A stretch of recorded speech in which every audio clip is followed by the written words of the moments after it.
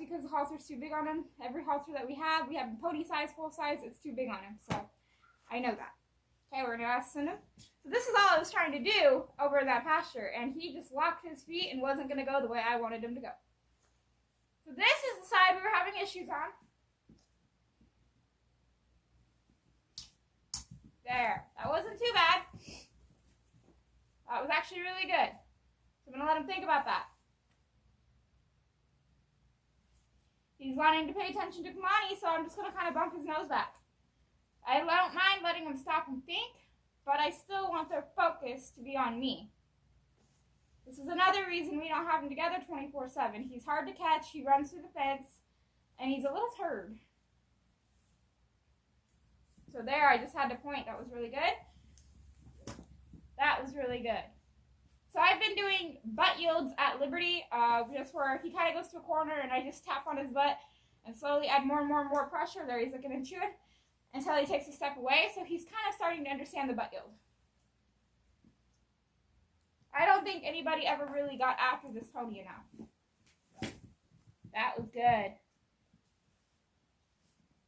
So you don't have to do a lot with them. Just do enough to kind of get the point across.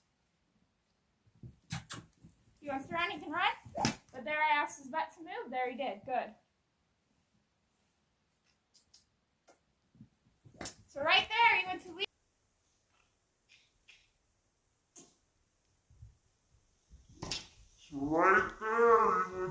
Leave the wrong way. He thought about it, but when he did leave the right way, he kind of turned his hip at me. If you seen that. So I'm going to shorten up my line just a little bit here. There. I'm going to kind of switch up where I'm moving his butt. So he's a little flinchy from that flag smacking under his eye. It's just a flag. Now I wouldn't be hitting him in the face with this, but if it's a flag, it's not going to hurt him. It's just going to annoy them at most. So he's kind of, here's what we're doing. That's what he was doing.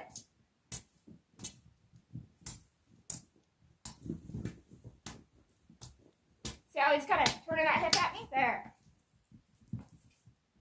Anybody noticed he resisted, which is fine, but when I increased the pressure, he got defensive and tried to threaten with his butt. He says, yep.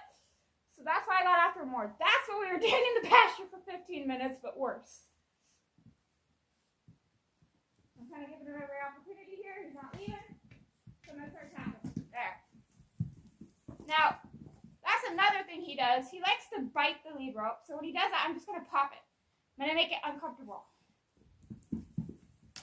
He's getting heavy. There. So he yielded, but he got heavy on that halter, so I just bumped him off of it. He's licking and chewing. So we're just going to do this another minute or two. That was creepy. And then we're going to go to Kamani.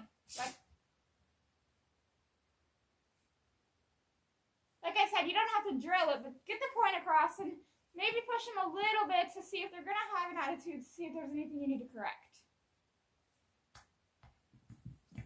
So now, as soon as I put that stick beside him, I'm going to start tapping him. So he understands. There. So he understands that when I put that stick over there, that means get moving. So here, let's see if I have to tap him at all. Nope. So there. He yielded, but he got tight, so I just bumped him forward. He's tight. There, he came forward. I desensitize him a bit and rub on him a little bit. Make sure he's good.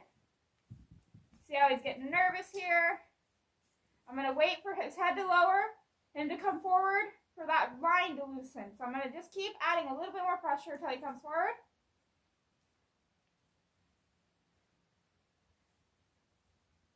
There. Oh, he took it back. There, he came back forward faster, didn't he? So he's starting to get it. He's starting to understand, man, I can't really get away with much with her because I'm going to get my butt in trouble. The rest of my family doesn't really correct him. They kind of let him do what he's going to do. I don't do that.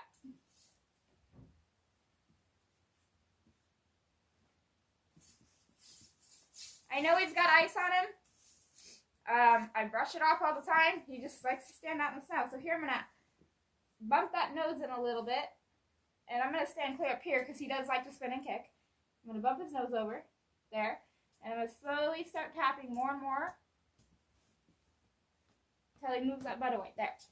So you'd see he kind of went the wrong way, then he thought about it and went the right way. So I'm going to bump that nose in a little bit. There, he's really soft. There. He was stiffer on that side, wasn't he? Go back and desensitize him. There. He's kind of looking away. There. Bump him back.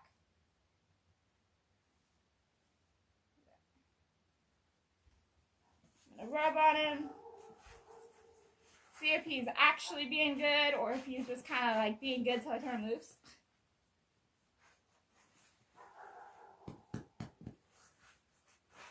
Get some of this ice off of him. Kind of watch him a little bit.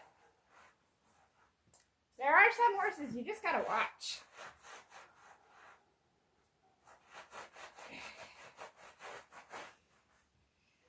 They said that he trained to pull carts and kids ride him and all that. I kind of find that hard to believe with how he acts. With how he acts, I would have never hooked him up to anything or put anybody on him.